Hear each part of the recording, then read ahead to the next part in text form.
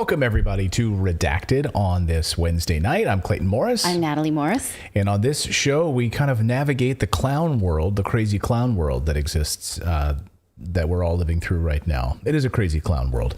And we try to seek the truth on this show. And so that's our goal. We had a viewer who wrote to us today and said, "Thank you so much for this show. My friend, I only learned about your show because a friend texted me the show and now I'm watching it. So hello to you and welcome to all of you, because that's how, we share these things. So if you'd be so kind, maybe just text it to a friend or smash that like button or whatever you want to do to share the show. But we've got a very, very busy show for you on this Wednesday night. We're going to be talking about Vladimir Putin initiating martial law in Ukraine, in now Russian annexed territories, the four regions that are now annexed Russian regions. So we're going to look at that. We're also going to look at a major offensive which is about to unfold from the Ukrainian side against Russians, and it looks like we could be heading toward like a civil war in Europe. There's a lot of talk about civil war and uprisings. A number of different publications pointing to that word. We only heard about that in the United States. Now we're hearing about it in Europe. It's catchy, you know. Things that the United States does seem to catch on, like, I don't know, the Macarena. Yes, and also... Did that start in the U.S., the Macarena? I don't know. Don't fact check me on that unless you really want to. No. Okay, and we also are going to talk about Taiwan, because North Korea is firing off weapons in response to South Korea's militarized exercises, which they did in response to North Korea. So we're going to go back and forth, tell you what's happening there. Yeah, we're also going to look at new mandates because, hey, guess what? Apparently, all the talk about COVID, well, we're going to start downplaying all of these fears around COVID. So get ready for it to just be part of your normal flu shot routine. We'll talk about the new CDC guidelines and immunity for some of these big pharmaceutical companies. That big vote is tomorrow, so we're going to talk all about that big vote and decision by the CDC. Plus, the media tells you you don't care enough about the environment, and for that reason, you're going to have to deal with climate terrorists. These are people who want to disrupt your life, stage big protests, and you're just going to have to deal with that because, damn it, you don't care enough. Oh, like the people that threw soup on the Van Gogh paintings? Those people and more. Those things rage on, and I guess that's just acceptable because we're not doing right by young people. Also, I've got some crazy video from the International Space Station we're going to look at from NASA. It's just a little fun, but I love my UFOs. I love my strange stories. And so we've got a strange story from the International Space Station. It was caught live on a NASA feed in a talkback with the Vice President of the United States. So we're going to show you this crazy video and have a discussion about all of that and more as Redacted starts right now.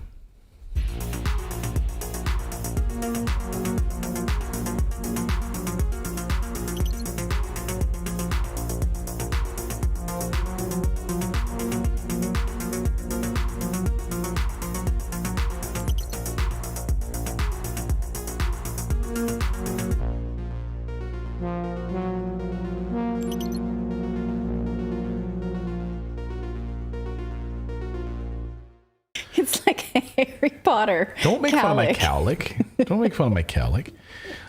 As soon as we sat down, I looked at you and I was like, whoa, that's a pretty big cowlick. I don't think anyone else can see it because it's in the back. I've got a few too in my ponytail, so that's okay. We're human. We have no hairdressers. Earlier, I was reading and preparing for the show, and then I sat down, took a little break, and I sat down and was laying back and reading, and so maybe that's where the cowlick came from, Okay.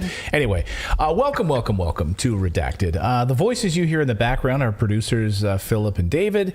Grim is hanging out with us as well, our graphic artist extraordinaire. We've got a whole team here behind the scenes. So welcome to all of you on this Wednesday. I hope you guys are doing great. I'm in a great mood because the Phillies won last night.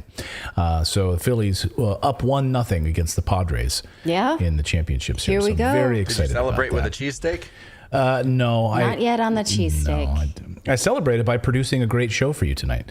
So we have a very busy show for you, and we're going to get to all of that. But we do have a great newsletter that you should all subscribe to because it's totally free. And, what else are you going to do when you first wake up in the morning? Except read our newsletter, unless you live in an area that it comes later in the day. Yeah. I want to say something about the newsletter and this show.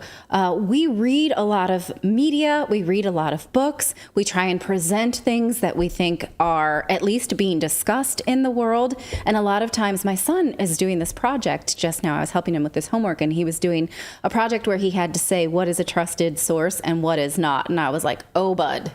This is what I do. This is what we talk about every night on our show. And so his teacher had presented him with a map of world religions from PBS and then a map of world religions from Reddit. And he had to figure out which one was reliable. And he's like, how do I know PBS is reliable? And I was like, well, you can look for where they're funded. Did you know that 15% of PBS budget is from the federal government? Yes. And so, don't we all know that? I don't know if I knew that. Where are you getting your sources? Well, the public broadcasting system. I mean, I thought it was mostly user Fred funded. Rogers' big speech. That's where Fred Rogers' big speech before Congress was all about. It was all about getting funding from the government to not let the PBS go down. So, we're here to learn. We learned a lot about Ethiopia this week based on looking at different sources and then going around the backside to see, can we trust that? So we are always trying to learn. And I was like, I feel like, this is a big assumption that just PBS is the trusted source here. But I guess when you compare it to this crazy map by Reddit, So anyhow, that's your lesson for the day, everybody. Yeah. So let me tell you about the newsletter. So we do have a daily newsletter. If you go to redacted.inc, you put in your email address, and this was in the newsletter today. There were snakes caught on a plane. And so we covered some of the big stories. We covered some of the new Apple products launched today, some stories out of North Korea. We cover the markets, we cover gold prices, and we give you our top stories. We talked about COVID. We talked about a bunch of different things. So when you go to redacted.inc, you can read it in about 5 to 10 minutes over your cup of coffee in the morning, or if you're having coffee at night, whenever you receive it. And again, totally free into your inbox. The very important thing, though, that you have to do is when you subscribe, you'll get a welcome email, and it might wind up in your spam folder. It might go some other place. Please just go and verify. You have to click on the verification link in the email so that it's verified that you do want the newsletter. All right. And before we get started, if you do subscribe to our show, and there's a nice super chat. We'll get to your super chats, but your stuff will pop right up here on the big screen over the beautiful city of Porto in Portugal. All right, let's get to our top story, which is we are currently looking at some major developments out of Ukraine over the past few hours, and some troubling developments this afternoon as it relates to power outages. So something big is about to happen in Ukraine. Thus, the title of today's show, and both sides are actively preparing for it. It's kind of interesting as I'm going through different sources this afternoon and talking to different journalists in the field and who are finding out what is happening. But there is something big about to happen. And also Europe is about to enter a civil war. So we'll get to that in a moment. But first, it's after 11 p.m. now in Ukraine. The country is almost in total darkness at this hour. If any of you are watching us from Ukraine or Donbass at this hour, send us a message here in the chat. I'd love to hear from you. What are you experiencing right now? Let us know. How are you online? Right. If you happen to have cell service or otherwise, because according to Ukrainian media this afternoon, Russia has struck critical targets and that turned off the lights across most of the country. So Russia has been hitting these thermal power plants 30%. According to Zelensky this afternoon, a spokesman for Ukraine's emergency services says that over 1,000 Ukrainian villages and towns remain without power at this time since Russia's bombardment began last week. So it's been a constant bombardment since the attack on the Crimean Bridge. Zelensky also said earlier today that there is no space left for negotiations with the Putin regime, as he called it. So we're not talking peace. No peace. I want to point out that he's being very strategic. He's not hitting the turbines that would take years and years and years to fix. He's actually just hitting parts of the infrastructure that, it's still taking out the power, but he's not taking out infrastructure that is going to take them a very long time to repair. So now you call them turbines, which I've never heard. Is that how they call? Is that how they call it up? Turbines is another way to pronounce. Well, he's from Indiana. Turbines. Is that? Oh yeah. Okay. You call it turbines. That's probably my accent. Yeah. Okay. Turbines. Yeah, I say turbine too. Do you really? You do? Well, that's weird because like growing up, I would hear the word, like someone would say toboggan. I'm like, oh, you want to go out on a sled? No. They're like, no, it's a hat. I'm like, what? You call a hat a toboggan?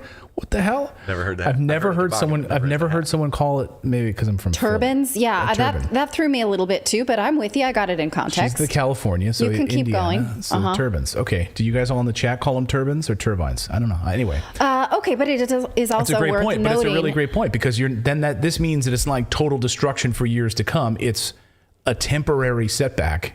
Right. Again, we should remember that in 2017, Russian hackers went in and basically turned the whole country of Ukraine off, and that cost billions of dollars and took years to recover from. So if they really wanted to make some destruction, they could just basically turn the power switch off, internet off, infrastructure off. We know this already. So no negotiations. Okay, great. So we won't talk any peace. That's the plan. We're not going to talk to Putin at all. And also, that's the same thing that Washington said. We're done. We're not talking any peace. Oh, okay, great.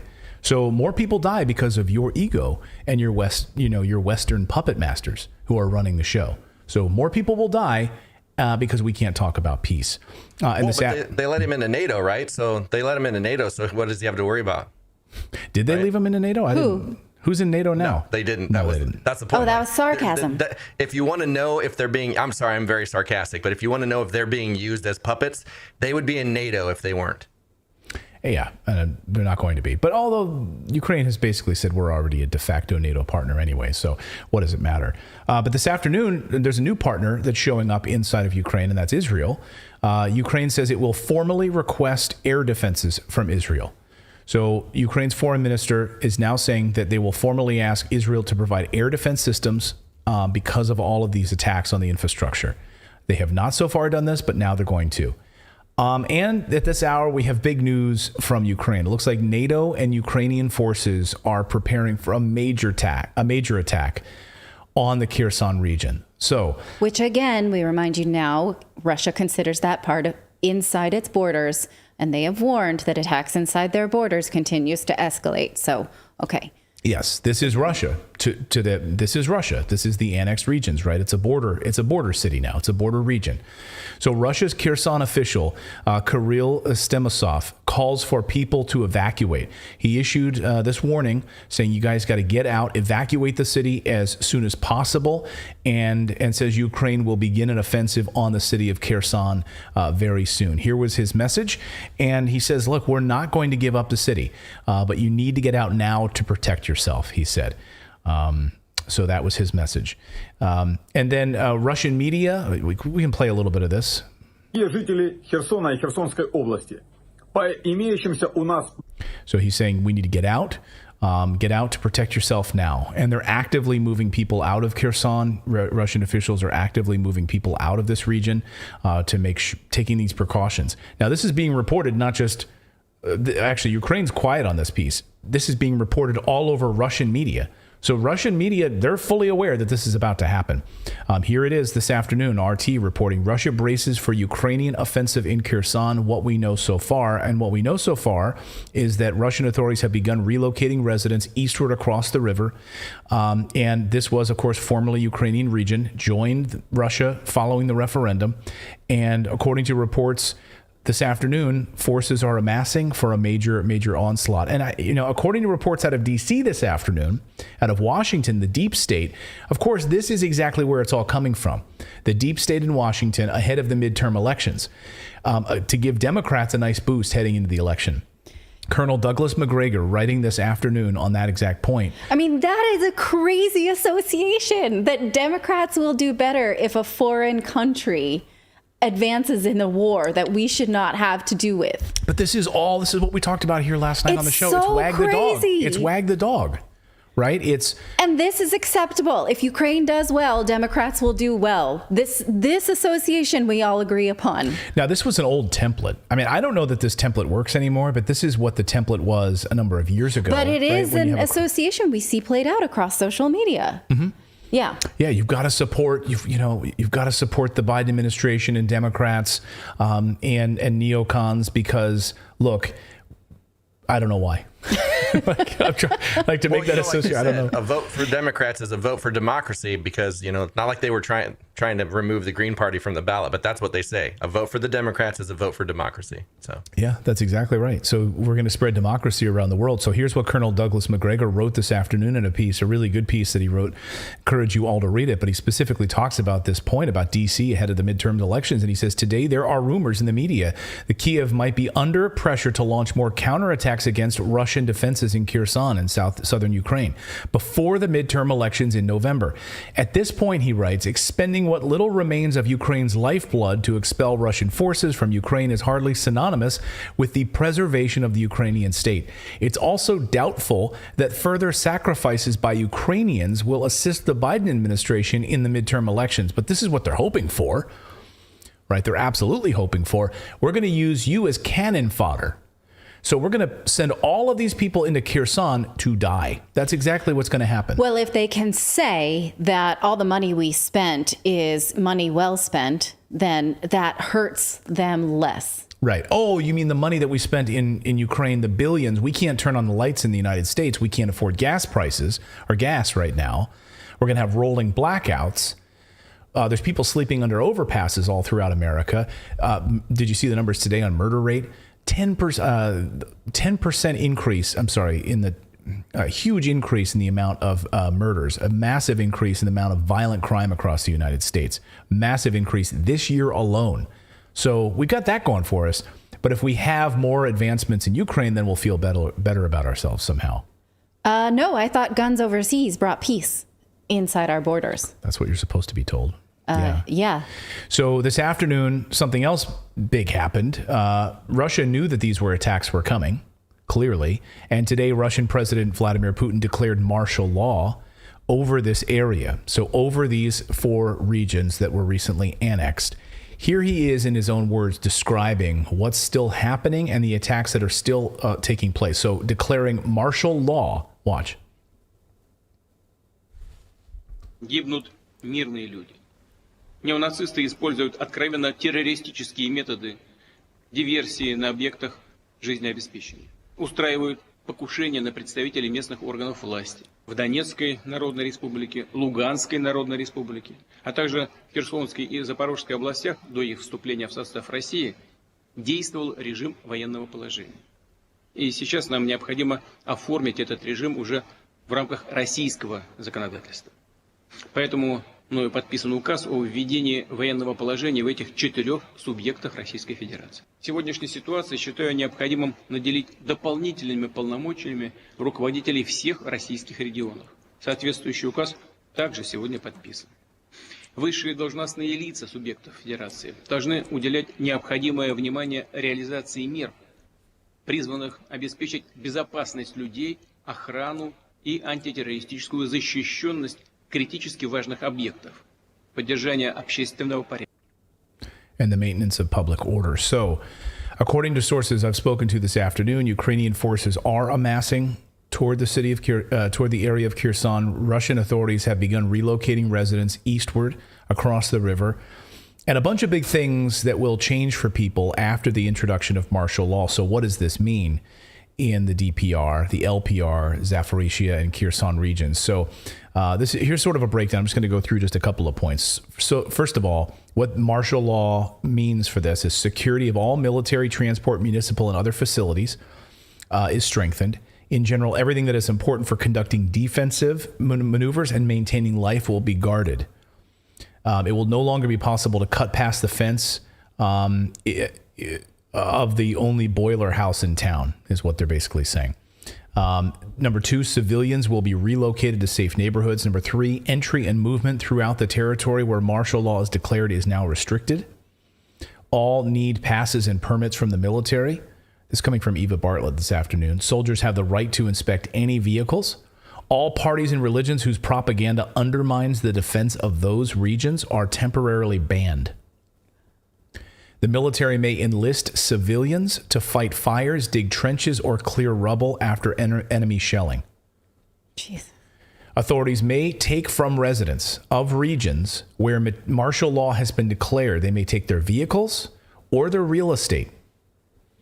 which they then decide if they need to use for defense. And it says specifically, compensation is mandatory. We must pay you for your house if we take it. We must pay you for your car if we take it, like eminent domain. Yes. Basically. Number 7, strikes, rallies, or other mass events are prohibited. A curfew shall be imposed. The military are allowed to check documents, search homes, vehicles. Violators, if caught, will be detained for up to 30 days. Number 9, military censorship is introduced. The Army has the right to read all of your letters, all of your messages on the internet, and to listen to all conversations. This is Russia saying this about these regions now. A separate court order for this is in civilian life. It is not required. As in civilian life is not required. So they don't have to seek court order to like listen in on you right now in these 4 regions. All civilians are prohibited from carrying transmitting radios. That does not apply to cell phones. So you can't carry a transmitting radio, which you would think would be way more, like the cell phone would be way more damning or problematic than an old transmitting radio. This was done by the Nazis in World War II, that they outlawed radios. Mm-hmm. Yeah. So there you go. Well, we would like to repeat, all restrictions are only for the territory where a special regime is in force. So those 4 regions. So that's martial law under Vladimir Putin this afternoon. So they say it's for the protection of the people, and something big is absolutely about to happen in this region, you know. And we also got word the massing of forces in Belarus. So remember, these people voted to become a part of Russia, knowing they would continue to be under attack. And they voted this, you know, they thought they would be getting extra protection. This may be in line with what a lot of them thought would happen and would need to happen in order for the final frontier, the final battle. You know, I don't know that for sure, but we heard so many civilians when they were voting saying, we need the protection. We need this now. So. New life form in our chat says, Clayton, it sounds like you're reading the Patriot Act. Right. Yeah. You know, in the United States, they did it, of course, under the idea of like protection as well.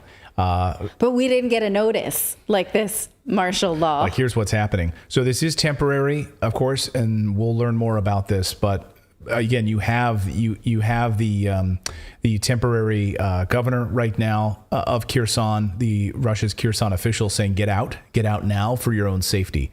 So something big is about to happen, and clearly from the NATO side, trying to win points in Washington to try to score points using Ukrainians as cannon fodder. Ultimately in a defeatist move, according to Colonel McGregor, of course, and many others. Also today, Ukrainian forces continued to shell the hydroelectric dam and power station in Kherson area as well. Their goal here, according to reports, is to flood the entire area.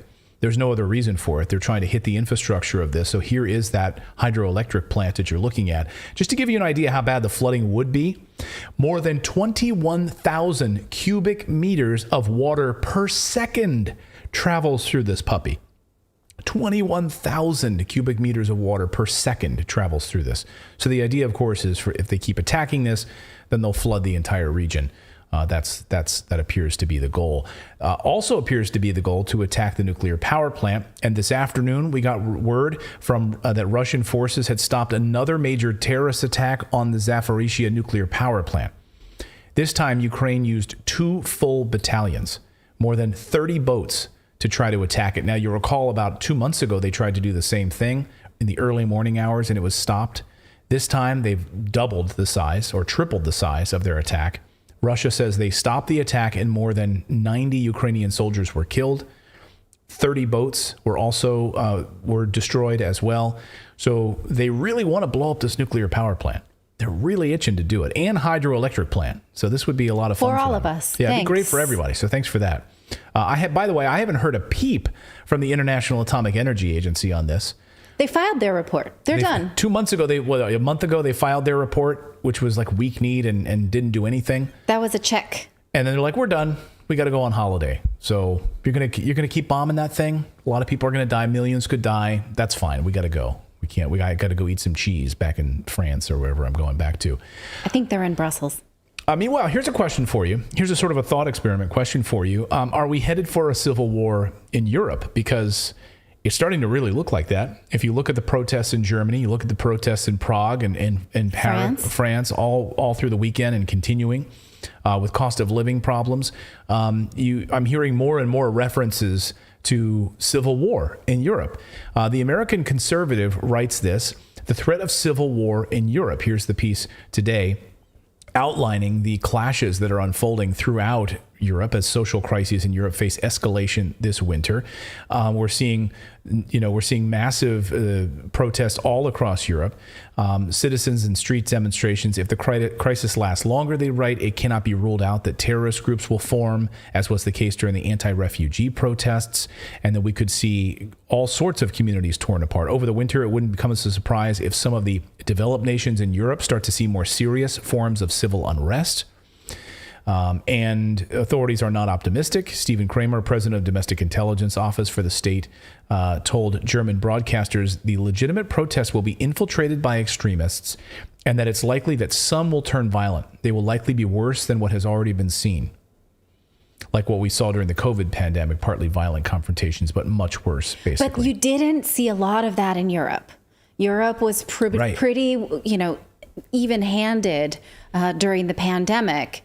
But maybe now people are tired of being stripped of their rights, tired of being stripped of the right to live a life with, I don't know about the right, but the ability to live the life that they knew before.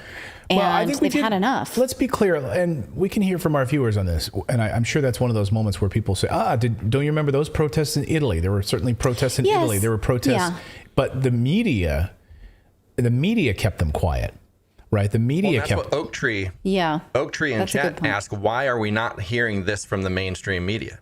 Oh, I'll get to that in a second. And this is going to blow your freaking mind. So actually, let me just do it right now. This afternoon, the BBC just prepared secret scripts that they're handing out to news anchors and internally floating around the BBC that they'll print in articles and so forth. Again, that will be read on broadcast, if the energy shortages start causing blackouts or loss of gas supplies this winter. This is, according to The Guardian, this afternoon. BBC is preparing secret scripts. Let me get this big giant banner off here. BBC prepares secret scripts for possible use in winter blackouts.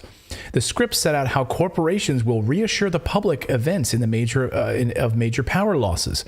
So they'll basically be the scripts seen by The Guardian will set out how the corporation would reassure the public in the event that a major loss of power causes mobile phone networks, internet access, banking systems, or traffic lights to fail all across England, Wales, and Scotland. Northern Ireland would be unaffected because its electricity grid is shared with the Republic of Ireland. The public would be advised to use car radios, battery-powered receivers to listen to emergency broadcasts. They would listen to one draft BBC script warns that a blackout could last for up to 2 days, with hospitals and police placed under extreme pressure. Another says the government has said it's hoped the power will be restored in 36 to 48 hours. So that's what they want them to say in the script. Just read this on the air. Okay, whether they know that or not. Power will be restored in 36 to 48 hours. This is what you're going to be told to say. Whether or not that's true or not, different parts of Britain will start to receive intermittent supplies before then. Can you imagine, just imagine a news anchor in Britain. I can't do the British accent, but we've received word from the government that power will be restored in the next 36 to 48 hours. So don't worry about it. Nothing to see here. Different parts of Britain will start to receive intermittent supplies before then, says the script I was just handed by these propagandists. Like, unbelievable. They're handing these out and you wonder why. They wonder why no one trusts the media. Like last night in the show, we showed you that propaganda. We showed you that BBC reporter who I got deeper details on today from a source of mine. That BBC reporter who was laying there in the grass pretending to be reporting. Like that's the same guy who was refused to cover the stories in Gaza and in attacks and stayed in the hotel while people were awful stories. Well, this is the laziness and propagandists that run these mainstream media companies. And think of how complicit the media is when they know that Zelensky's in front of a green screen, like we highlighted yesterday. He's standing there in front of a green screen giving these speeches, and the media is complicit because they're taking that and they're running with it. There's media people there making that, and they're making those videos. Yeah. When we talk about the climate, in our last segment today, we're going to talk about just the way that the media has this agenda to make you anxious about the environment and how irresponsible that is, because they just assume that you are illiterate or innumerate. Right. And finally, on this point, I'll say that Germany has issued an ultimatum today. So we're talking about this civil war and where these battle lines are being drawn. Germany coming out today issuing an ultimatum on Ukrainian territories. The foreign minister, Annalena Baerbock, says any concessions to Russia in the ongoing conflict would be naive. Basically saying, buck up. You cannot be naive. We're not negotiating with them. We are moving forward in a big, big way. And we will have to push back for Ukraine's territorial peace, land territory, and we will not, unless we go back to the 2014 lines, we will not be doing anything else. We need to draw a line in this. So this is where your German government is coming down on this. Well, you can't pay for heating in Germany, food shortages. Germans are in for a really rough time, but certainly your leaders know where their loyalties are. They're right there in Ukraine. Yeah, they don't seem to mind. They won't be cold or hungry. No. You would assume. No. So let us know your thoughts on that and where you're joining us from tonight. We've got more news to get to. We're going to talk about Taiwan here in a second and the latest drums being beaten by the Western press and the Western governments about moving to war with China, because that's something they really want to do. We're also going to look about the CDC and moving towards giving you new vaccines for the flu season and how that's going to work out. We're also going to talk about the media won't tell you about these climate change stories. We're going to tell you about these climate change stories, and maybe you can sum this up for me. Okay. We're going to tell you about how the media is telling you that you have to pay attention to these people who want to disrupt your life and vandalize public property and all of this types of stuff because you don't care enough about the climate. And how bad it is, and you're just not paying attention. So we're going to break down their numbers and their kind of lazy reporting about this and give you another way to see it. Yeah. So you're just stupid is basically what they're telling you. Or not stupid. You are selfish. Oh, you're selfish. Okay. You don't care enough, basically. Well, and stupid. And stupid. Maybe You're stupid. Selfish and stupid. Just pick your adjective. But you guys are not. So thank you so much for subscribing. If you subscribe, we have a new rebel. Thorsten is a new rebel. So just subscribe to the channel. Your name will pop up here. We are live every day at 4 p.m. Eastern time. So please become a part of the community. We really, really appreciate it. And I see we only have 5,000 likes, but we have like nearly 40 or so thousand people watching. Can you just smash that like button? What it does is it pushes us further out into the algorithm, both on Rumble and on YouTube, wherever you're watching us. So just if you click that like button, it pushes us further out, despite them trying to block and hide this kind of content from you. All right. Swig of coffee. It's swig of coffee time. Okay. My sister-in-law made me a delicious, caramel iced coffee tonight. Oh, is there something? There's a flavoring in it too? Yeah, because I don't usually go the sugar route, but she put a little something in there. It's just fantastic. You like that? Yeah. Thank you, Lindsay. I thought you guys on the East Coast called it caffy. Gaffy? No, we call it turbans. Put in those caffy turbans. Put a little caffy turban in there. All right, let's talk about this. On the show, we've long said the real story is China and the coming war there. It's not Ukraine. Western countries are starting to beat the drums of war very loudly, and there are concerning indications this afternoon that the Western governments are trying to provoke China into a war over Taiwan sooner rather than later. It's like they're really trying to ramp this up sooner. I mean, I don't know why. Well, I do know why, but it's like, okay, why? Because we have a sped foreplay up is timetable? exhausting, Yeah, just cut to the chase. Let's just get to it. Like Kramer said on Seinfeld, you faked it? Yeah, if it's been a long night, went to a show, went to a theater, and it's enough already. Just get to it. Cut to the chase. So again, these are the waters right off the coast of mainland China where the USS Ronald Reagan is now being put back on patrol. The White House announcing that the aircraft carrier, the USS Ronald Reagan, will continue to patrol the area off Taiwan, along with other warships, continuing to run drills in that area. Nikkei this afternoon breaking a bombshell story, Nikkei Asia, reporting that U.S. is now in talks with Taiwan to co-produce American weapons. Yeah, what the hell? So they're going to start co-producing American weapons in Taiwan. I want you to think back just go beyond the headline here on that. Well, a second. these weapons do require semiconductors. We know where we can get some. Right. But think about this for a second. So will it say designed in America, assembled in Taiwan? Yeah, designed by Apple in Cupertino, made in Taiwan. Yeah. Think about, I'm just trying to think of the analogy. I-bomb. I'm trying to think of the analogy for a second. So let's think about Puerto Rico. Maybe Puerto Rico would be maybe a good example. We find out that, I don't know, China is now building weapons along with Puerto Rico, in Puerto Rico. Which we consider ours. Which we consider ours and as part of the United States, right? What would we do? Maybe it's not the best analogy. It's the best one I can think of at the moment. But what would we do? Oh, China is now building weapons against us in Puerto Rico in our backyard. Yeah, that is a pretty good analogy. So the White House is in talks, according to Nikkei this afternoon, with Taiwanese leaders to jointly produce U.S.-designed weapons to deter and defend against a potential Chinese invasion. Japanese news outlet Nikkei reporting, while discussions remain in their early stages, officials will likely reach a deal by 2023 that involves technology transfers from U.S. contractors to Taiwanese manufacturers or U.S.-based assembly of weapons using Taiwan-made parts, Nikkei reported, citing 3 officials familiar with the discussions. The unusual move comes amid high-level warnings that China plans to imminently invade Taiwan while the U.S. and allies run low on weapons and ammunition. Thanks, Nikkei, for that pretty big of a bombshell report.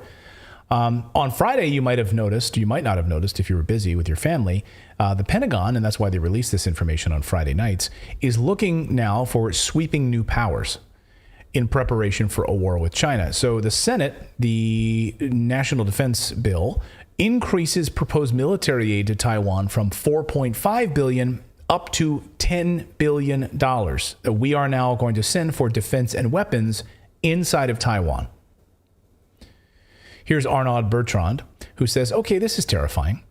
Pentagon seeks wartime procurement powers with the intent to move more aggressively with an eye on the potential for a confrontation with China. They're quite literally preparing aggressively for war with China. Okay, how are they going to spend that?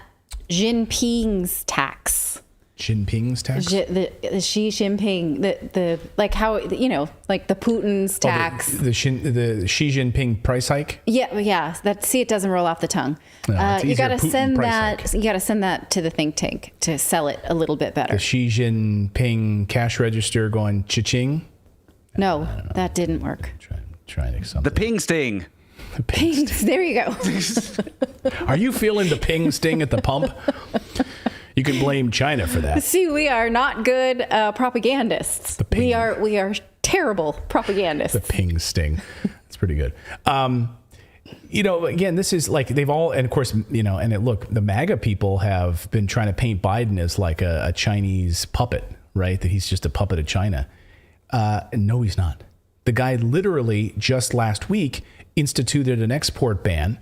And basically anybody an American or a green card holder who is making semiconductors or working in the semiconductor business in China will lose their citizenship. So they have to quit their job immediately. And it immediately disrupted the entire semiconductor industry, like in catastrophe. So what are they doing all of a sudden to try to provoke China so that China is forced to actually go into Taiwan? Now, we shouldn't say invade because Taiwan is China. And if you listen to Biden, we recognize a one China policy. So we say we recognize a one China policy, but then we do the exact opposite of that. And we're basically doing the exact opposite of calling it a one China policy. It's like my mom says, he talks out of both sides of his mouth. Yes. So this is what the Pentagon is saying. According to the Pentagon, bipartisan legislation introduced in the Senate would grant the Pentagon wartime procurement powers. What war? What war are we in with China? The one we want. I mean, the Pentagon is going to get wartime procurement weapons power for China, against China, in Taiwan. And no one's talking about this. Why is everyone silent on this in the mainstream media? It's happening right before our freaking eyes, people. Here's the next piece of this. Whether you want to call it wartime contracting or emergency contracting, we can't play around anymore. The aide says, we can't pussyfoot around with minimum sustaining weapons buys of these munitions. It's hard to think of something as high on everybody's list as buying a ton of munitions for the next few years for our operational plans against China. And we need to continue supplying Ukraine. Okay. So Bertrand Arnaud points out that the military-industrial complex is happy about this. Here's Raytheon stock this morning. Of course, any of these weapons manufacturers are just thrilled about this. The rest of the stock market is in a tailspin. Jeff Bezos this afternoon saying we are in for a catastrophe in the economy. And you better batten down the hatches. Those were his words. Batten down the hatches. And Raytheon is doing well. Like all these weapons manufacturers, green candles. Like their stocks are all up because a war is so profitable for these clowns. That's the U.S. media. Here's the British media's coverage of this, because they're in the tank with them too, prepping us all for this coming war. Here's this headline from The Telegraph. 4 ways China could take Taiwan as military tensions boil over. Here are the details. When China decides to take Taiwan by force, it will aim to do so via a lightning-fast 48-hour offensive so that the West does not have time to respond, diplomatic sources have told The Telegraph. Right. So diplomatic sources are sharing specific Chinese military strategy with a British newspaper. Do you think we are all stupid? I mean, didn't we already share our complete military strategy on MSNBC with that war game we played? Oh, yeah, you're right. That was about China. I mean, really? The British press thinks we're serious about we're going to fall for this, that China is sharing their military strategy with Taiwan with British newspapers. And here's the 4-part plan. Here is laid out for you. And someone will read that and be like, okay, I'm ready. Okay. Got it. Thanks. Tony Blinken is claiming without any evidence, mind you, that Beijing has greatly accelerated its plans to annex Taiwan because, of course, they really, really, really want this war with China and they want it quickly. So how do you keep provoking them? We send Nancy Pelosi. Then we send Tony Pompeo, or whatever his name is. What's his name? Mike Pompeo. Mike Pompeo. They sent him, and then then they sent the whole congressional delegation to Taiwan. Yes. And then we are doing all sorts of weapons drills right around there. And oh, by the way, we are supporting Japan with new weapons as well. And we're going to start building weapons in Taiwan. Like what else and we're going to cancel contracts and make sure that any American who's working on semiconductors in China will lose their American citizenship. So you better come home and destroying their entire semiconductor industry. That's how it works. So here's Anthony Blinken saying, remember, he said, China is it's an absolute threat. And look, we probably need to move much more quickly on China now. Watch. Blinken's comments came at the end of a forum yesterday at Stanford with former Secretary of State Condoleezza Rice. There has been a change in the approach from Beijing toward Taiwan in recent years. And instead of sticking with the status quo that was established in a positive way, a fundamental decision that the status quo was no longer acceptable and that Beijing was determined to pursue reunification on a much faster timeline, and if peaceful means didn't work, then it would employ coercive means, and possibly, if coercive means don't work, maybe forceful means to achieve its objectives. And that is what is profoundly disrupting the status quo and creating tremendous tensions. So, I mean, wasn't it as a bit of a provocation when we arrested the CEO of Huawei's daughter? Like we worked with Canada and did all that. I mean, wasn't that pretty much a provocation because we were saying that they were working with the Chinese government and yada, yada, canceling all these contracts. And we arrested her. And that was like a big story. And it's like, that didn't work. So now they've got to move on to, Yeah. And there's actually an anecdote. Remember in the book, This Is How They Tell Me the World Ends, New York Times cyber reporter Nicole Perlroth talks about how the United States government had been installing spyware in Chinese televisions. Remember that story? Right. And the concern about Huawei, of course, and using cell towers and all that. Well, this afternoon, huge news on Huawei, by the way, because you have a number of members of Congress who've now written to the Biden administration bipartisan letter saying absolutely you cannot let Huawei build a new semiconductor plant in Beijing.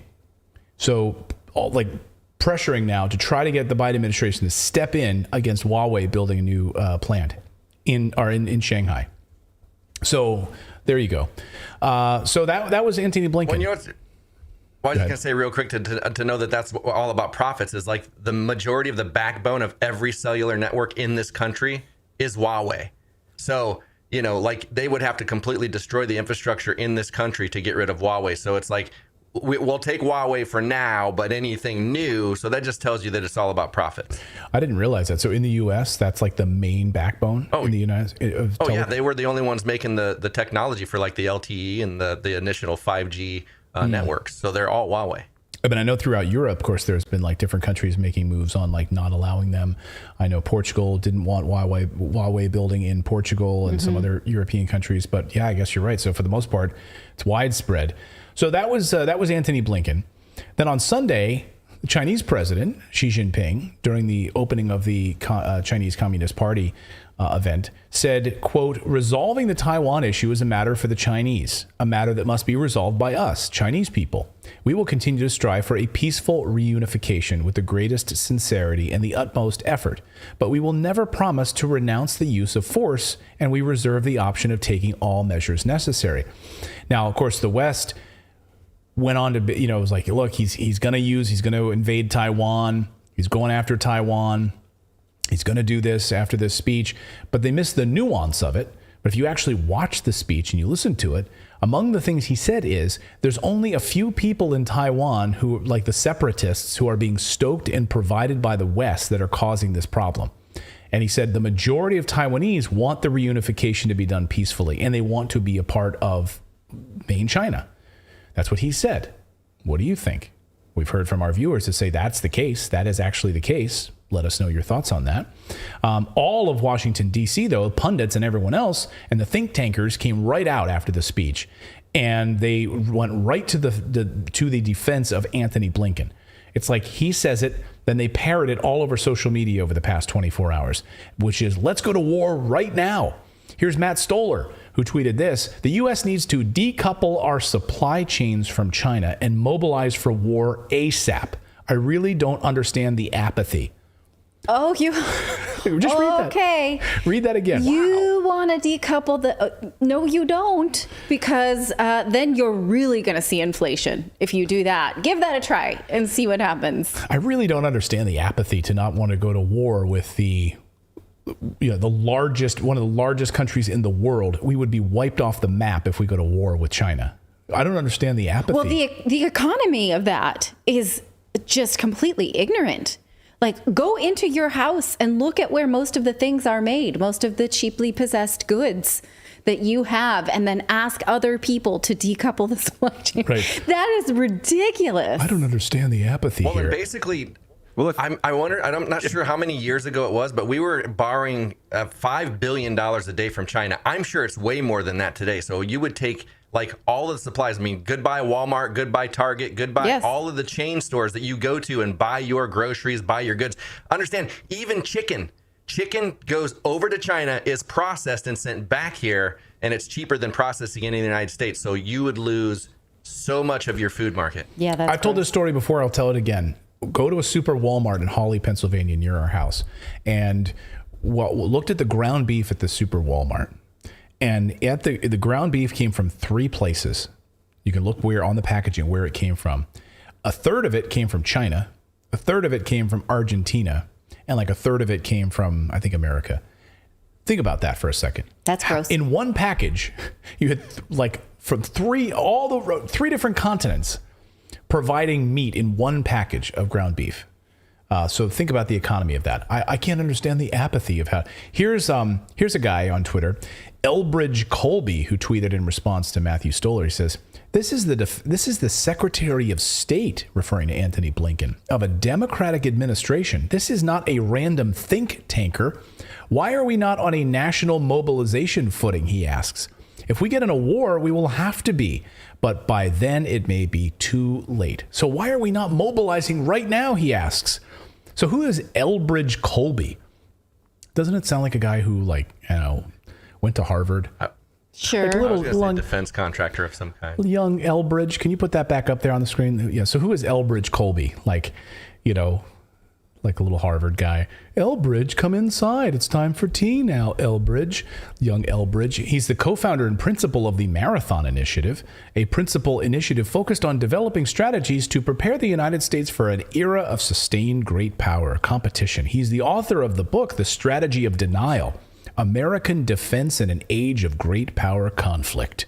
He went to Harvard. He sounds like a peaceful person. Okay, Elbridge, what do you think about this, Elbridge? Remember, well, there's a huge issue though, like with this whole like decoupling from China thing, and the big one that comes up in my mind is for anybody that likes electronics. If you are like a big fan of any kind of electronics whatsoever that we have in our modern era, all clearly, the rare earth metals. Clearly, we are not. Yeah. No, definitely not. Like the rare earth metals come from like two places on Earth, basically, and that's in China and in the Ukraine. Right. And so if we decouple from that, we're also going to have to get rid of all of our electronics. Right. I mean, you really think about good at recycling them. Well, you think about Tesla's investment in lithium, right? So there's a bunch of smaller mines, and so the demand for lithium for batteries right now. I mean, this is the future right now, and so Elon Musk and Tesla funneling lots of money to a lot of smaller upstart junior mining companies right now because they don't have enough production. So lithium, uranium, all of these different rare earth minerals that are either in Japan, either in Russia in large part, and then not so much in large part in China. So that's why you have this unification. You have this this cozy relationship now between Russia, who is able to provide the petroleum, able to provide those rare earth minerals to China, and then China has their own batch that they're able to provide to Russia. You're going to create a whole new world order. This is exactly what's happening right before our eyes. Remember, so the United States has a one China policy. That's our policy, right? That means that Taiwan is China. But that didn't stop President Biden 2 weeks ago on 60 Minutes from saying that the U.S. would use by any means necessary to defend Taiwan, including the use of force and American soldiers. Remember that on 60 Minutes.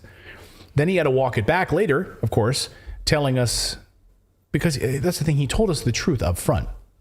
And then even Scott Pelley, we can't play the damn 60 Minutes clips because they copyright us all the time, so you can't do it. But I'm telling you, you'll remember, Scott Pelley from CBS doubled down on that question. Remember, because President Biden said it, he's like, yeah, we would use force. We would absolutely use force. We'd use American forces. And Scott Pelley doubled down and said, sir, I just want to be clear. So what you're saying is you would be using American forces, men and women, to go in and defend Taiwan. He said, yes. Yes. He said yes, right? And then, of course, the next day, Jake Sullivan, National Security Advisor, had to come out and walk that whole thing back. But he doubled down on that. So, like, what's the walking back here? But listen. He was asked a question, a hypothetical question in this interview. We continue to stand behind the one China policy. We continue to stand against unilateral changes to the status quo, and we continue to stand for peace and stability across the Taiwan Strait. The president has reiterated those basic commitments on every occasion that he's talked about Taiwan, including in this interview. Okay. So you're just full of shit, is basically what you're saying. So how is the mainstream media painting this story? So Bradley Bowman is a former advisor, U.S. Senate National Security Advisor. He was on the Dan Abrams show. And this is how the mainstream media spins this. I just want you to listen to how these, by the way, just look at that lower third graphic there on the screen. Former advisor, U.S. Senate National Security Advisor. Okay. Former advisor, U.S. Senate National Security Advisor. But they don't tell you what his current position is, which is at a think tank. So they don't tell you that on the screen. They tell you what he was, but they don't tell you what he's currently advocating for, which of course is think tankery and spreading democracy through the use of force. Like that's what you do when you work at these think tanks. So here's Bradley Bowman giving us his think tankery discussion on what he sees for U.S. policy in China. Listen. I think America has democratic principles at stake in Taiwan and core national and economic security interests. Democratic principles, what do I mean by that? I think when you have an authoritarian bully trying to squelch freedom or end freedom, that America is and should be interested. Our core democratic principles are at stake, whether that's in Ukraine or Taiwan. And I think we also have core economic interests there. Taiwan is a leading producer of semiconductors. I was waiting for you to get to that part. I was waiting for you to get to the good part, right? So, yeah, we're worried about an a dictator. We're worried about a bully.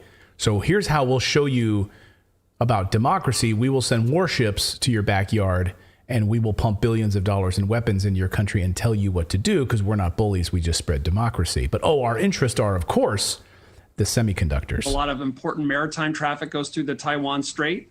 And if Beijing were successful in conquering Taiwan, America's ability to protect its core interest in that part of the world, and including along the first island chain, would be much, much weaker. And I think many would have to conclude that America is a weakened and less credible power. And you'd see a lot of nations deciding that they need to bandwagon with China rather than maintain their independence or side with the United States. So this is what he gets paid for at the think tank. It's crazy to hear them call other countries the bullies. When you look around the world, who else is doing what we do? Who else is spreading democracy with guns and in 9 different countries and military bases all over, weapons pointing at all of these bigger countries? Like, who else does this? No one. And getting involved in things that, presumably could be solved by democratic sovereign states. We're not even talking about the back and forth between North Korea right now. And we know where the United States would go with that. And absolutely, we would find more money if and when that ratchets up. Yeah. Yeah, I mean, just think about the way that he lays that out, that America's might, we prove America's might by putting warships in the South China Sea, nowhere in our hemisphere, nowhere in our backyard, literally on their doorstep. I come back to my Puerto Rico analogy. If China was in our territorial waters, blockading ports in the Gulf of Mexico and through Mexico and down into Puerto Rico and all through that area, what would we do? We know exactly what we would do. So it's ridiculous to think that this is, that they are somehow being the bullies in this situation. David Spiro, the economist, the author of the book, The Hidden Hand of American Hegemony, talks about how because the American dollar and the American economy has all but collapsed after the petrodollar recycling agreements that we came up with in the 70s have sort of fallen flat and allowed us to print money. And because it's such a fragile economic system, the United States needs to sort of act like bullies and basically subsist on a reputation more than actual fundamentals of an economy. And we see that played out when we get involved in all kinds of stuff, right? It's like a neighborhood. There's one neighbor who is acting bigger even though they're broke, like trying to keeping up with the Joneses. Boost their, there's a whole movie about that. There's like many movies about that, right? But but we see this, you continue to inflate yourself because you don't want anybody coming inside your house and taking a look at what's really there. Like a porcupine, which is the term, in fact, that the Taiwanese premier, Su Tseng-chang, dismissed claims that the U.S. is seeking to turn Taiwan into a giant weapons depot porcupine after Washington says that the island must be pumped full of weapons. So we need to send billions of weapons. That's why we're asking for more. We want the procurement availability of the Pentagon. And the Taiwanese premier saying, no, we don't want that. We don't want that. We're just publicly, we're going to say we don't want that. But okay, privately, they are accepting plenty of weapons. Just take a look. I mean, and all of these armored vehicles just rolling through the streets, brand new weapons showing up, brand new shiny weapons coming from the United States. Here you go. Here's all of your brand new weapons from U.S. tax dollars so we can start this war with China. I mean, this is what we're doing. And Japan, by the way, is going to now join the fray with an announcement of a massive military buildup as well. Japan points to the year 2027 as the year that China becomes the dominant world power. And they are now, according to an analysis, rushing to rearm at the largest level since World War II in preparation for this. And of course, we will assist with that as well. So these battle lines are being drawn. You're seeing these BRICS nations. You saw Indonesia today announcing that maybe we'd like to join the BRICS nations. Russia, Brazil, India, China, and South Africa. Can you make room for Indonesia, which is a U.S. ally?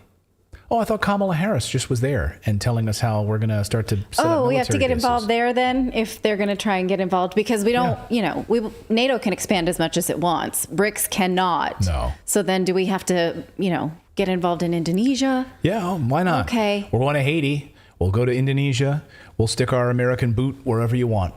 So that's the very latest on Taiwan. Let us know your thoughts on that in the chat below. We've got more news to get to. We're going to talk. The movie I was thinking of was The Great Outdoors. The Dan Aykroyd character who's broke, so has to act like a crazy, But anyway. Like he's got the big boat and the fancy boat. Hope that cultural reference landed. But yeah, this is crazy. Big Bear Chase Me. I thought you were going to also talk about the strikes in North Korea, but we'll get to that another time. It's war all around. Yep, that's right. So we are going to talk about the CDC, and we're going to talk about the CDC. Of course, they have a big vote tomorrow, so we're going to talk all about that and how the CDC is going to basically give immunity now to these major pharmaceutical companies so that, hey, you can't sue them at all. We're going to talk about that, plus what it means for your flu vaccine coming up, because now maybe COVID will be part of your flu vaccine.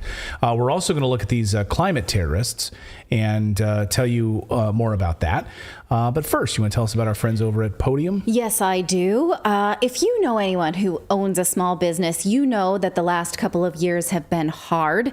And you also know that the supply chain is something we talk about a lot because it has become increasingly difficult to meet demand and ensure the supply chain. That's why Podium will help you and your small business stay ahead of the curve with modern messaging tools that make it easy for customers to connect with your business. So a lot of people, hate calling a business and would rather just send a quick message. Podium will help you connect with your customers so that if there's any issue with anything in your consumer-facing business, you can talk to them. Customers love the convenience. Businesses love the response. You can use it from healthcare providers to plumbers. Over 100,000 businesses are texting with their customers through Podium because nobody likes to get in long hold lines. Nobody likes to not be able to reach a business. That is very anxietizing. You love a web-based business until you can't get a hold of them, and then you don't. One car dealer even sold a $50,000 truck in just 4 messages. So see how Podium can grow your business. Watch a demo today at podium.com/redacted and see if this can help you get ahead with your business by speaking to your customers much easier. That's podium.com/redacted. We thank them so much for their support of this show. And thanks to all of you for smashing that like button. We have 12,000 likes now, so thank you for that. I really appreciate it. That feels nice. And when you subscribe, we have a new rebel. That was William, who just became a subscriber. And our goal by New Year's Eve, which is my birthday, is to have, if you go to redacted.inc, and you can not only get our newsletter there, but you can also support our channel. For the price of a cup of coffee once a month, you can become a Redacted Rebel VIP, which will just support what we do here as independent journalists, and again, support the channel. Our goal is to get to 3,000 VIPs, and I think we're over 2,000 right now, closing in on that number. So thank you so much for your support. Again, by December 31st, that's our goal. So we'll keep you updated on that. Redacted.inc is the place to go and do that. All right. Well, how do you feel about adding the COVID vaccine to your children's routine vaccine schedule? That is what the CDC will vote on this week. That means whether or not they add the COVID vaccine to the things that they vaccinate children for as they, from infancy up, such as polio, diphtheria, DTaP, all of those things, right? These laws are set by the state. So whether the CDC votes for this, it doesn't actually mean you're going to have to do it. But where do the states take their recommendation from? Well, at least in large part, the CDC. So could your child be kept from attending school unless they have a COVID shot because your state goes along with this?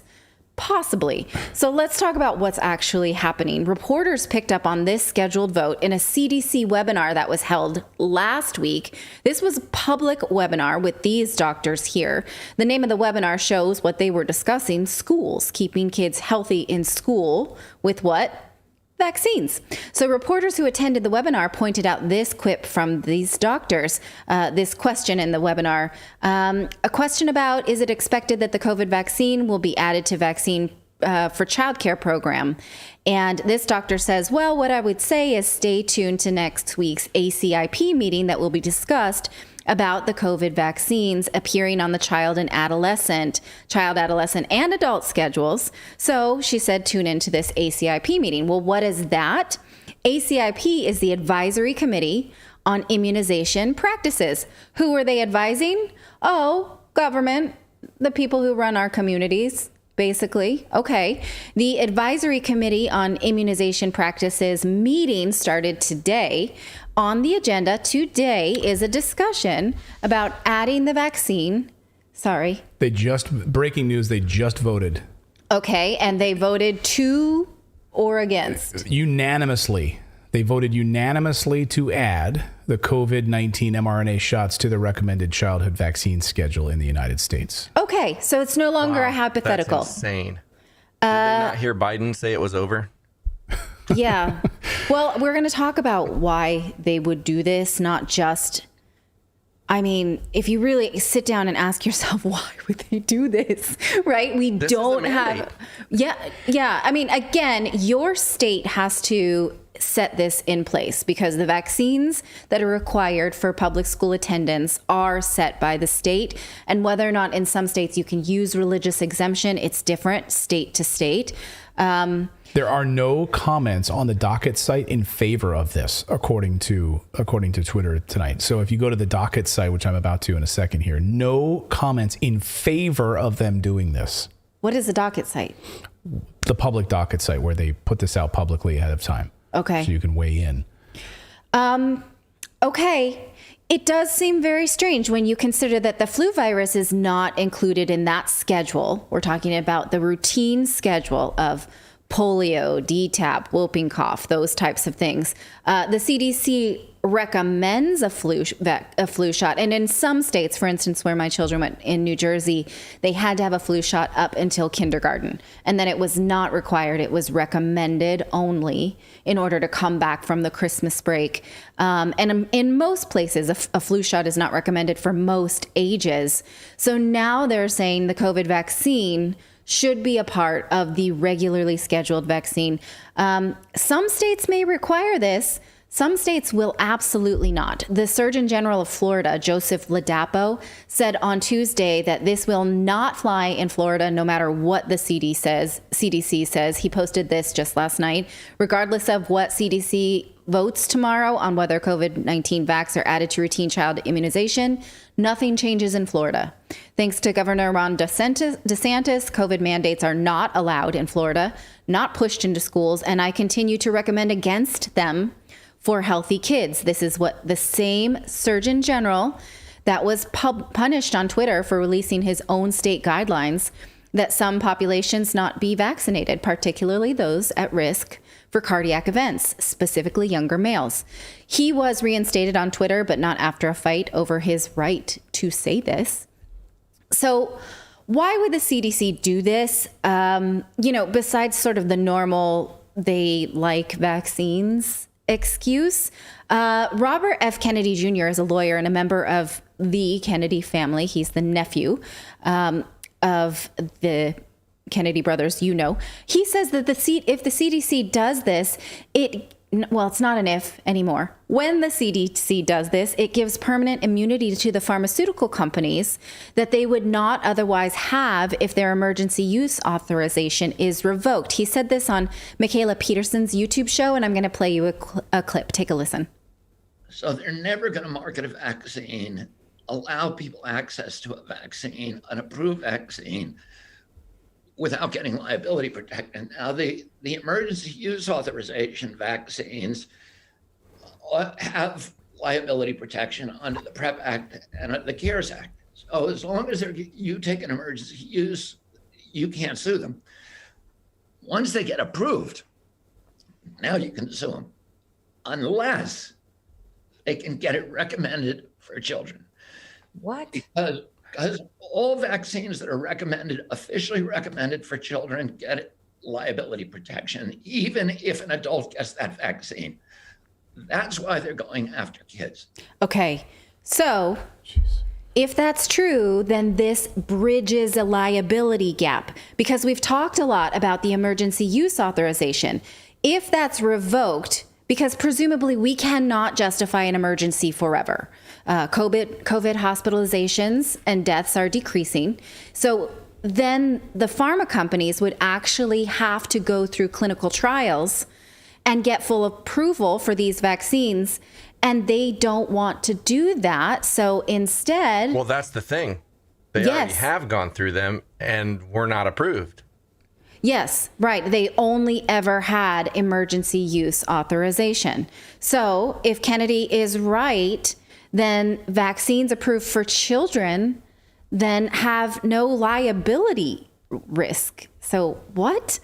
If these loopholes exist, why do we have regulatory boards at all? Dr. Marty Makary from Johns Hopkins brought up this very point on Tucker Carlson just last night. An amazing story that's been effectively buried. This week, the CDC's Advisory Committee on Immunization Practices is expected to add the COVID-19 vax to the list of required childhood vaccines. If this happens, your children will not be able to attend school without taking the COVID shot. Now, the problem is there's no medical basis for this decision whatsoever. Even the CEO of Moderna has just admitted that most people do not need the booster. And in fact, in this country, it's like 4% of adults have gotten the booster because they know now. We're quoting. It's going to be similar to the flu, he said. So what is this exactly? Dr. Marty Makary is a man we trust. He's a professor at Johns Hopkins University. He joins us tonight to assess.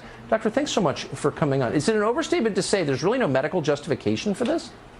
Well, there's certainly no clinical data. They've got data from 8 mice on the Omicron vaccine in young people. And the child vaccine story is essentially a story of bypassing clinical data, which is why many of us are asking, why even have an FDA? Why do we even do clinical trials? Right now, we've got pharma saying, hey, we did a study. We're going to give you the top line of the press release. We're going to call the White House, and the White House then calls the FDA and the CDC and tells them to get in line. They bought 170 million doses of this new Omicron vaccine. There has never been a vaccine added to the child immunization schedule without solid clinical evidence that it reduces disease significantly in the community. The COVID vaccine in children will be the first. It will be added with no clinical data. And many of us that are saying, hey, let's see the data, we're basically told, stop asking questions. Dr. Jha, who's the chief COVID advisor at the White House, has said he has seen the data, but it's not public information. What are they hiding? Why can't we see this information? Instead, we're basically seeing this intense paternalism to really just do what we say and stop asking questions. And the CDC's committee that's voting, I mean, that is essentially a kangaroo court. You have to be an official card-carrying vaccine fanatic to be on that committee. If you're not, then basically they're not going to accept people who think that some vaccines are important and others lack the evidence to support broad distribution. Remember, 1 in 5,000 vaccine doses results in a severe adverse event, according to data from overseas, from Germany, because we don't fund that research in the U.S.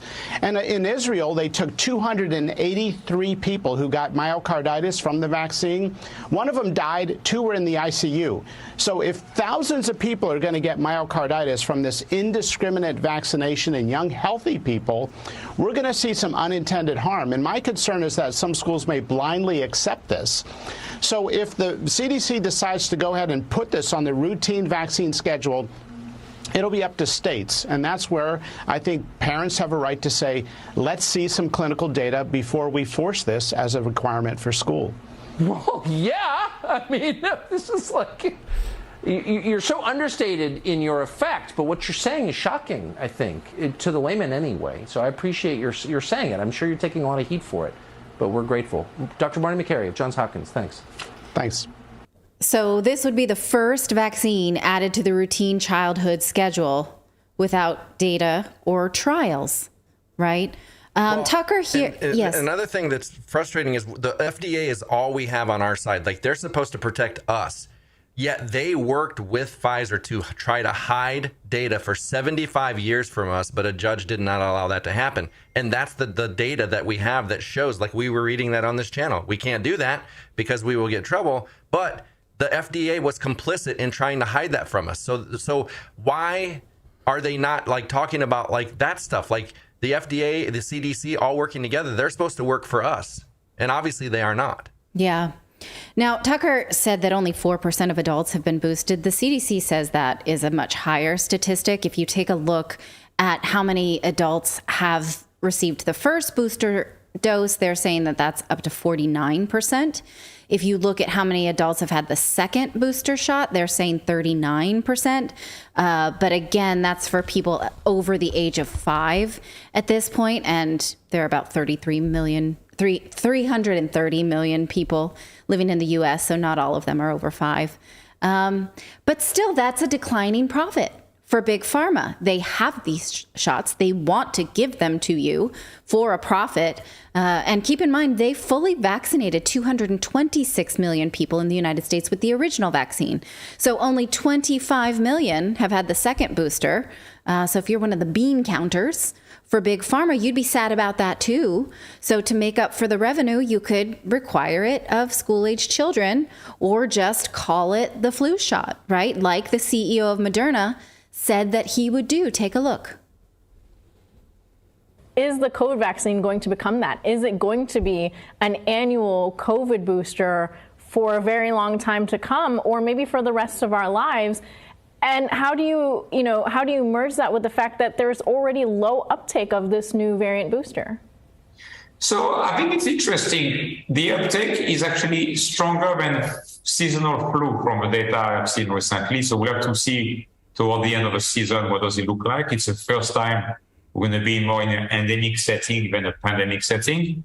So I think we'll be smarter in a month or two. But the current data show that it's a better uptake than seasonal flu shot. And I think it's going to be like the flu, which is, again, if you're 25 years old, do you need an annual booster every year if you're healthy? You might want it to protect other people. You might want it because you don't want to get sick and miss work or miss vacation or so on. But I think it's going to be very similar to flu, where the key is going to be people at high risk, people above 50 years of age, people with comorbidity, people with cancer and other conditions, transplant. And that's really important to think about. And if you look at it around the world, that is 1.5 billion people. So it's a lot of people that are going to need an annual booster, and people that are younger are going to have to decide for themselves what they want to do. I mean, the example I always use is myself. I've been taking a flu shot for the last 20 years. I just turned 50. So in my 30s, in my 40s, I took an annual flu shot. Is it because I was worried of being hospitalized? Of course not. I just didn't want to be sick. I wanted to be able to work.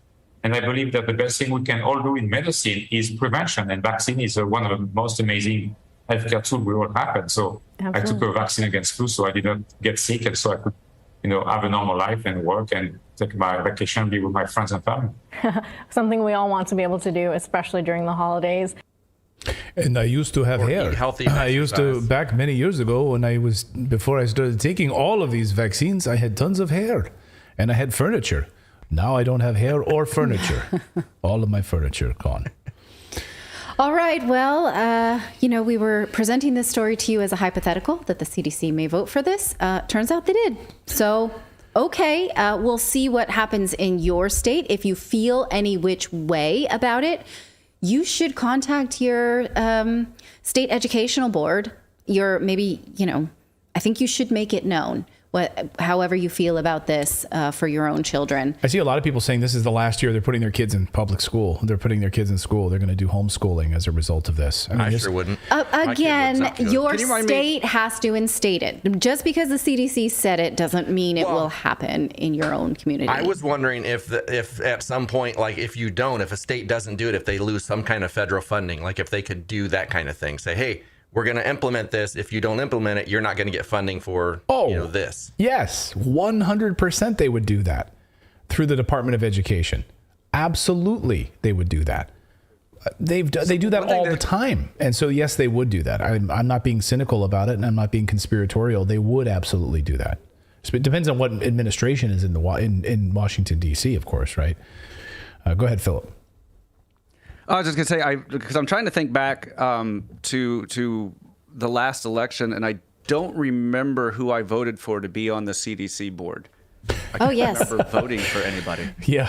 You don't? Those unelected people that are part of like the biopharmaceutical complex. You didn't vote for those people to determine literally the future. Yeah. I don't recall voting for those people either. It wasn't on my ballot. No, and Clayton and I printed our absentee ballots just today, and I was like, okay, what's really here? But no one is from the CDC is on that. There's no CDC portion. The coroner can vote for that's the best part. I can vote for the guy that looks at the people who die afterwards.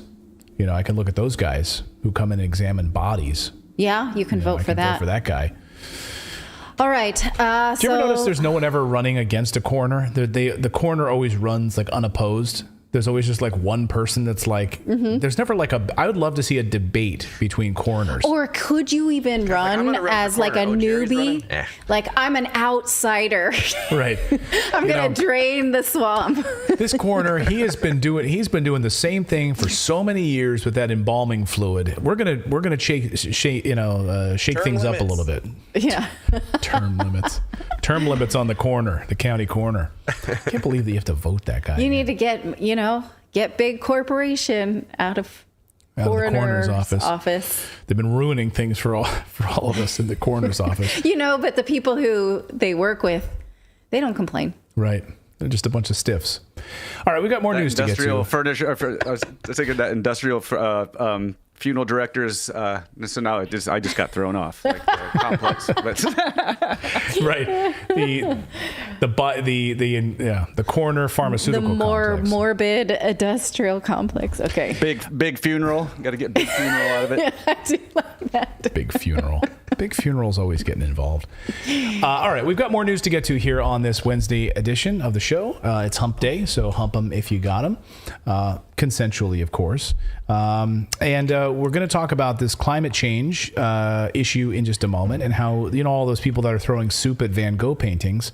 You're supposed to fall in love with those people, and you're not supposed to be scared of those people. You're supposed to be in love with those people. Are we? The people that are terrorizing you into changing your life right now. Running away farmers out of business, taking away your property rights, all of those things. You're supposed to fall in love with those people. But first, I want to tell you about our friends over at Moomoo, how you can get up to 15 free stocks valued up to $32,000 right now. Look, the market is in the toilet. Jeff Bezos telling us, batten down the hatches. We are in for a major recession coming through. We're already seeing it, of course, but so now maybe not the time for you to go out and start, spending a lot of money in the stock market. But it might be the perfect time to get some free stocks and to let those stocks grow, and also start buying some great deals at a really cheap price. So there's a lot of stocks in commodities companies, gold and silver and lithium and uranium companies that I've been investing in lately because they're so cheap. And I know where they're going. So this is an opportunity to invest and get those 15 free stocks. So if you go to redacted.inc/Moomoo, open your account, make your initial deposit, and then don't do anything with it. Like, you don't have to spend any money. Just sit on those free stocks that you get. And they've got a great e-learning platform, so you can study, you can learn how to become a trader, you can set alerts so you can follow along what's happening in the industry, what's happening. I mean, right now, this afternoon, Xi Jinping, president of China, basically hemming and hawing about meeting at the G20. If they get rid of the US dollar, we are in for a massive collapse. So these are important things that you should be paying attention to. And you can do that setting different alerts for different news events right inside the Moomoo app. Again, totally free. You get some free stocks just for opening the account. And then when you make your initial deposit, you get up to additional 15 free stocks valued up to $32,000. So just try it out. Redacted.inc/Moomoo. And for our Australian viewers, they just opened in the Australian market, and you'll get 180 days of brokerage-free trading in Australia. You'll get Australian stocks, U.S. stocks, and they're giving you a $50 bonus as well in Australia. So we've got links in the description below. You can check that out. Redacted.inc/Moomoo. Our thanks to them for supporting what we do here. Thank you so much to those guys. All right. Well, the media wants to tell you that you don't care enough about climate change And for that reason, we are all going to be terrorized by young people, climate activists, until we do, until we get it straight, like this.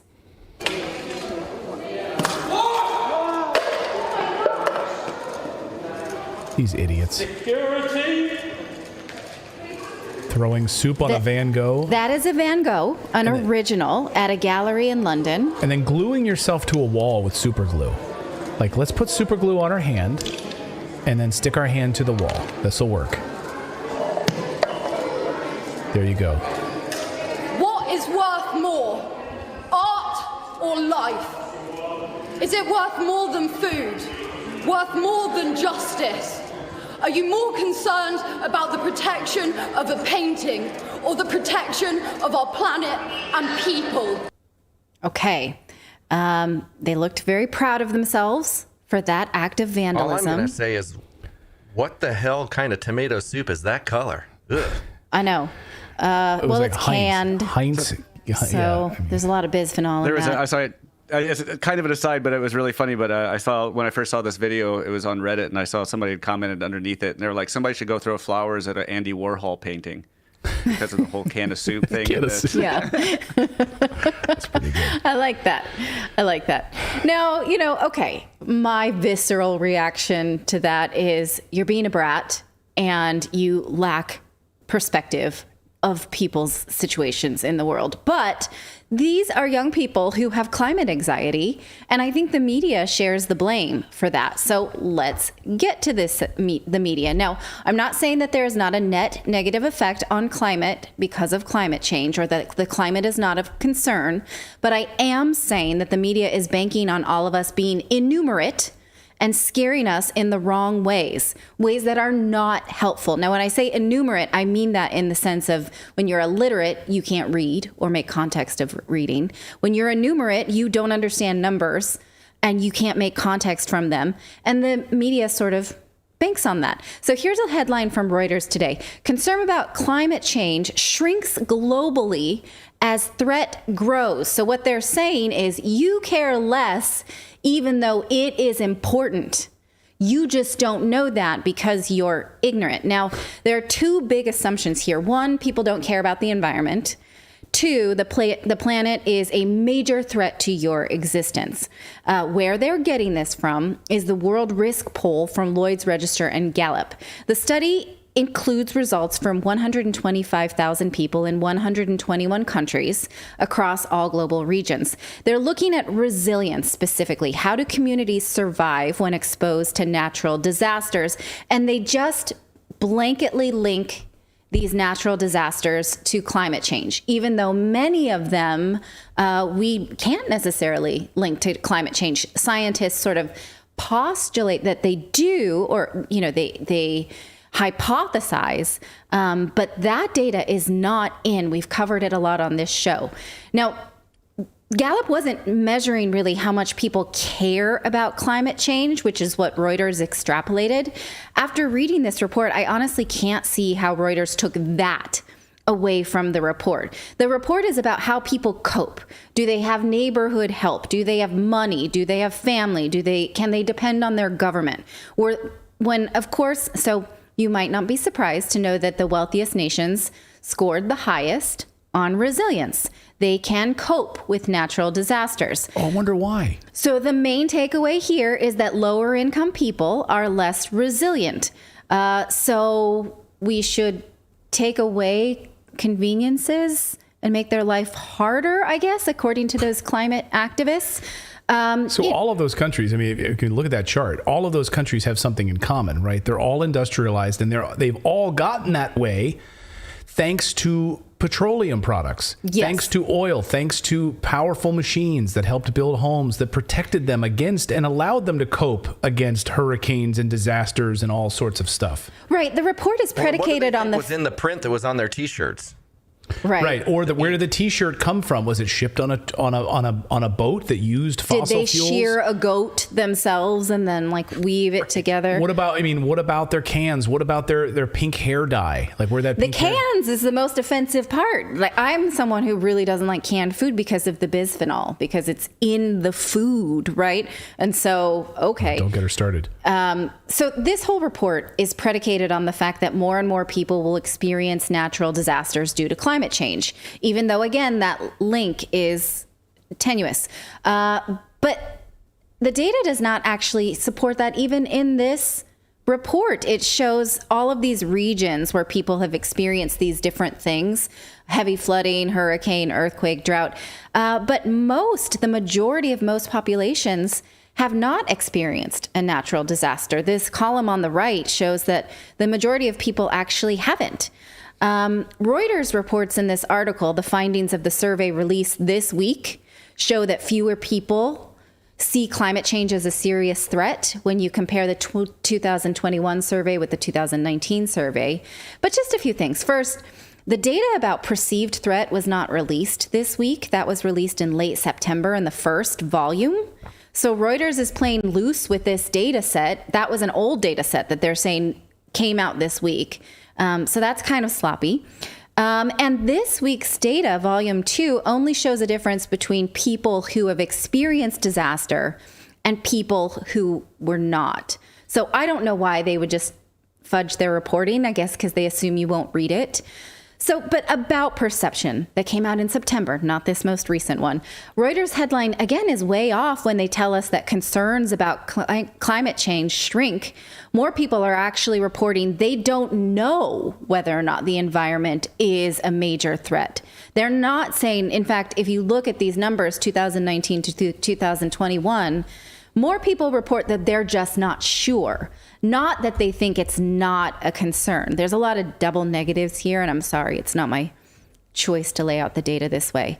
So my point is that they assume you won't read this, and now you don't have to because I've done it for you. Although you are, of course, free to do it yourself. I will link to it in the chat. But the data doesn't show that people care less about climate change. It may show they're less convinced that it is a serious threat to existence, and rightly so, right? Because if you, and again, this is a problem of being innumerate. If you can't interpret data, you believe any old BS, any old shocking headline, and then you feel like you need to throw soup around. Now, we've spoken many times about how climate models may actually show that fewer people than ever before are at risk of dying from natural disasters. You can look up our interview we did with Bjorn Lundberg. You can look up the segment we did recently about hurricanes in Florida. We are very seldom told any positive changes to the planet, and the media acts like humans are some kind of stupid trolls that when the environment changes, will just stand there and like not get out of the way of a hurricane or not buy an air conditioner if it gets hot. Here is another example of how the media covers climate change. This is Roger Pielke Jr., a political scientist and professor who studies these models at the University of Colorado Boulder. This is a figure, and if you follow me on Twitter or on The Honest Broker, you've seen versions of this, and I update it every year as new data comes in. But what it shows is continental United States landfalls of Category 1 and stronger storms from 1900 to 2021. And the red line there is just a simple linear least squares regression. It looks like it's going down a little, but don't read anything into that. What we can say about this is it's not going up. And I have a lot of fun on Twitter and with journalists at big data journalism outlets and other places, because this figure, to my knowledge, has never been produced in the mainstream media. Which is shocking to me because the mainstream media loves to do graphs and data. The landfall record in the United States doesn't go up. It's contrary to a lot of claims that are made. I was then interested to learn that actually it did appear in the mainstream media just a couple weeks ago. This is Bill Nye, the science guy, on CNN. Now, he's got my figure. This is it. This is that exact figure. He's holding it. And what he did, someone put a title here that said no increase in hurricane frequency, referring to the landfalls. That's true. That's an objectively true statement. He took a Sharpie, crossed out no, and emphasized increase. Now, if you're familiar with Sharpies and hurricanes and Donald Trump, there's some irony there. But this is about as straightforward misinformation as you can find. There's not an increase. And Bill Nye said that this is misleading information, which is interesting. So here's my graph, and there you can see it. So it's been in the mainstream media. I don't know if I can make that claim anymore. Some people would like to see what the most intense hurricanes are. This is category. Okay, so actually what Bill Nye was doing in that CNN clip is referring to that chart being used on Fox the day before. And someone on Fox said, see, this shows a decreased incidence in high category hurricanes making landfall. And he said, no, that's not true. And he just crossed it out and said, I don't like this, and I'm going to interpret it this way. So, you know, how do you get away with that Sharpie trick? I guess we're okay with it because we collectively like Bill Nye. Don't say that. Well, who collectively not likes him? we, but Okay. I mean, that's why CNN let him get away with it instead of saying, oh, should you not cross out the word no on that data, which is a clear downward slope. So now on to climate terrorists, people who think that destroying society based on this type of reporting, do we think that they're going to get us to change our behaviors and save the planet? Look at this butthead.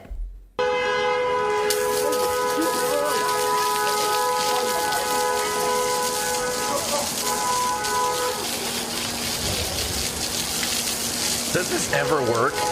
Like, if you want to draw people to your cause, does this ever work? Like sitting in the streets and holding hands and blocking cars? Like, spraying spray paint on an Aston Martin. Like I went outside to check my Aston Martin after this just to make sure there was Did no you? orange paint on it. And it was okay. Well, but my other two Aston Martins were fine, but there was one that had there was a little scuff mark on it. And it really taught you a lesson. It really did. This guy. Okay, so he's going to yell about fossil fuel and the government making, increased investments in fossil fuel while he did that, and he sure showed us. This was posted on Twitter by Michael Schellenberger, author of Apocalypse Never. I am reading this book currently, and it's fascinating about what the data says versus what public perception tells us. So we're going to have to deal with more like this because what the media reports has an effect. It's scaring people. They feel these things. I think these people absolutely believe this, that this is the only way to get our attention. But they're not sitting down pouring through charts. They're listening to what Greta Thunberg says, what the media says. They're not actually reading the data. there was a video that surfaced on where a guy was trying to get his wife to the hospital who was having a baby, and they would not move. Yeah. So I was going to bring out something like that because these things have consequences on other people's lives. In 2018, a climate action group called Extinction Rebellion staged massive civil disruption campaigns across London, led by Greta Thunberg, which, again, no one doubts that she is sincere, right? I believe she believes these things. But they made people late for work. They clogged up emergency services. And as Michael Schellenberger reports in his book, one guy was rushing to be by his father's bedside as his father lay dying, and he didn't make it.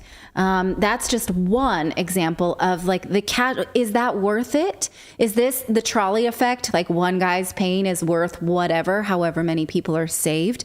I believe the media needs to take responsibility for BS stories like this one in Reuters or we will see more environmental terrorists ramp up their work. Yeah, I saw a bunch of girls go into a convenience store the other day, and they just started ripping in London. I think it was in London. They just started ripping open milk bottles, and they just were pouring the milk all over the floor. Super helpful. I saw that. To make a climate statement about what? I don't exactly know. But I think, isn't that vegetarians doing that, or is that climate change? No, it was climate. It was climate change. It was about anti-petroleum. I think. Don't quote me on that, but I want to see those people's stock portfolios and see if they bought stock in Campbell's before they started this. Yeah, right. That doesn't make soup look more appetizing for me. No. But again, it's just, that's hard to watch. Like, I know these, you know how young people can feel so principled about something and they really feel like they're changing the world. And I can sort of relate to being young and passionate about something. But at this stage of my life, I just want to like ground them and take away their iPhones. I felt the same way. Yeah. I went to Occupy Wall Street, but I went to Washington, and it was like I was so frustrated because there were so many people in New York at the stock exchange, and that's like one branch of the problem. The root is in Washington. Washington is the root of all these problems. I'm like, why are you guys in New York on this little branch that you're not going to change? Yeah, they got some attention and everything, but they're not seeing the core of the problem. And I feel like that's what happens is they get misguided and they think like this is going to solve the problem, this one little thing. But like you got to fix the core of the government before you can even think about fixing those problems. And the things that they want are not actually going to fix the environment. They want less fossil fuels. They want things that, are just extremely classist and that will hurt a lot of poor people first. But they don't know that because they don't read economic models. Yeah. Well, we're going to get to your super chats in just a second. We should remind you that we do have a daily newsletter. If you go to redacted.inc, that's how you can subscribe to the old newsletter. It'll be delivered tomorrow morning, first thing in your inbox. So thank you. And I should remind you again, I had an email from a viewer this morning that said, I just learned about your show because my friend texted me your show and I started watching it and I'm hooked. So thank you. Thank you. That's all you need to do. Like just text our show, click on the link and just share it with a friend that you think might be interested in being informed. Share it on social media or share it with your loved ones. Say, hey, watch this story. We put a lot of research and work into the show so that we can, cut through the propaganda and the BS that the mainstream media puts out there on a daily basis. I was in the Starbucks drive-thru and one of the ladies ran up and she's like, oh my gosh, my sister told me to watch this show on YouTube. And I was watching it, and she says, and then all of a sudden I see your face, the one pump chocolate mocha vintage decaf guy. And I was like, that's awesome. But she had to run over to the window to tell me that. That's awesome. Yeah. That makes me feel good. And I never leave the house, so it made me feel great. And Philip, do people recognize you all the time? His voice. I don't know how they could. It's a joke because Philip won't show us his face. Wouldn't that be hilarious? I imagine people see me everywhere. They see me in everything. That would be hilarious, though. If you go to I recognize your voice. Yeah, or no, I just recognize you. You'd be like, what? How do you recognize me? You never see my face on the show at all. How is it possible?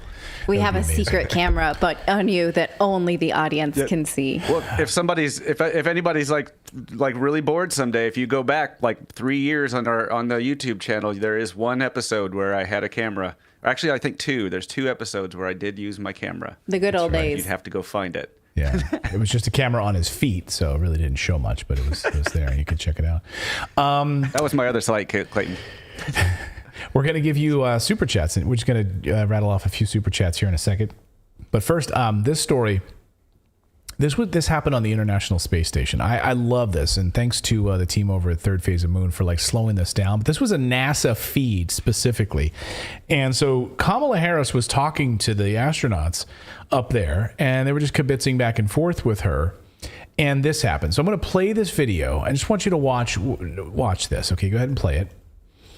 Okay, so they're just talking. They're talking with Kamala Harris, the vice president, and then this astronaut here on the left starts talking with her, and he's fighting this cord.